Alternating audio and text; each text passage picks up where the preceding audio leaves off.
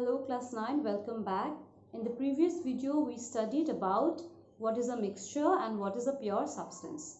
Today we are going to study into details about mixtures. Alright, so there are certain types of mixture and they are the homogeneous mixture and the heterogeneous mixture. Now what is the homogeneous mixture and what is the heterogeneous mixture? Homogeneous mixture is a type of mixture which is same throughout its entire composition. So if I have say lemonade, okay, lemon juice, if you drink lemon juice, you take one sip of the lemon juice and then after say a few seconds you take another sip.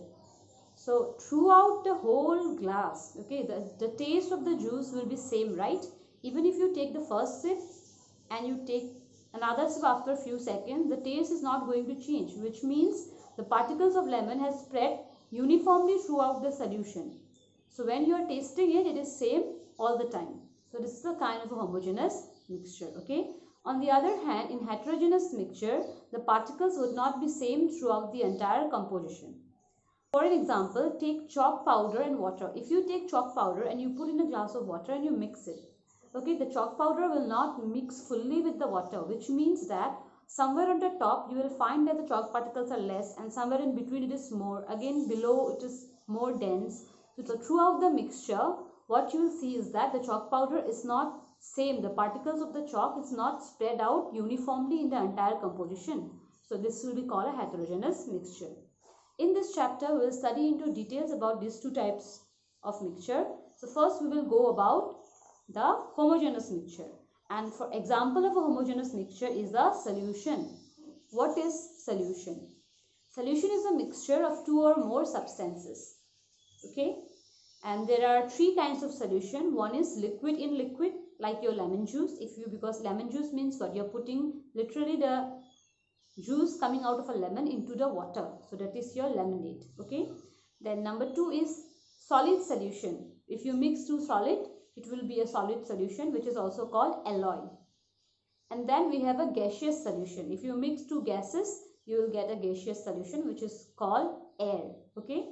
And on the other hand, examples of heterogeneous mixture will be your suspension and colloidal solution. About that we will study in the coming videos, but in today's video mostly we are going to study about solution.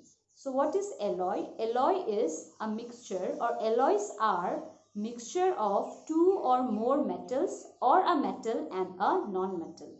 For example, we have brass. Brass is a mixture of zinc and copper. So 30% there will be zinc and 70% there will be copper.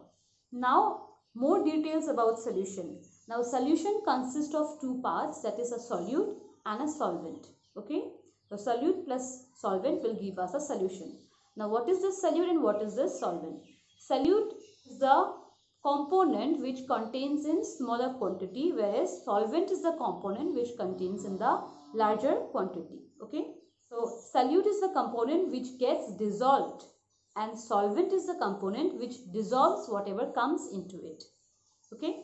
So for an example, if we take solution of sugar, okay, then sugar will be our solute and water will be our solvent. So we are putting sugar, 1 spoon of sugar in 1 glass of water. So sugar is in smaller quantity, water is in larger quantity, and together it is our sugar solution. Okay. Now the next topic is properties of solution.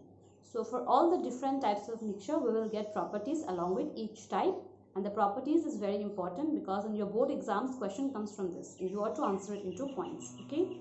So first property we have is solution is a homogeneous mixture, which we already discussed, right? Second property is that the particles of a solution are smaller than 1 nanometer in diameter. So it is so small that we cannot see it by our naked eyes. So point number 3 is that since the particles of the solution is very small, so it won't be able to scatter a beam of light passing through it. In simple words, if you take a glass of lemonade, apart from you take a torch and let the light pass through the glass of lemonade, you will see that the glass of lemonade won't be able to scatter the light, okay?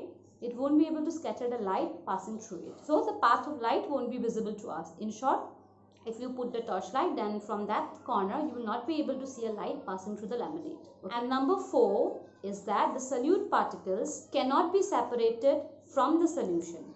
Alright, since it is mixed up uniformly throughout the solution, so you cannot separate the solute particles from the solution by your normal filtration method. Also, the solute particles will not settle down if you keep it untouched or if you keep it undisturbed. In short, the particles inside the solution is very stable in case of a solution. These are the 4 properties of a solution. In the same way, we will study the properties of a colloidal solution and a suspension in the coming videos. So till then, make sure you are subscribed to this channel and you like the video, share it with your friends if they need in case, and then you hit the bell icon for more updates. Till then, take care, study this chapter and see you in the next video.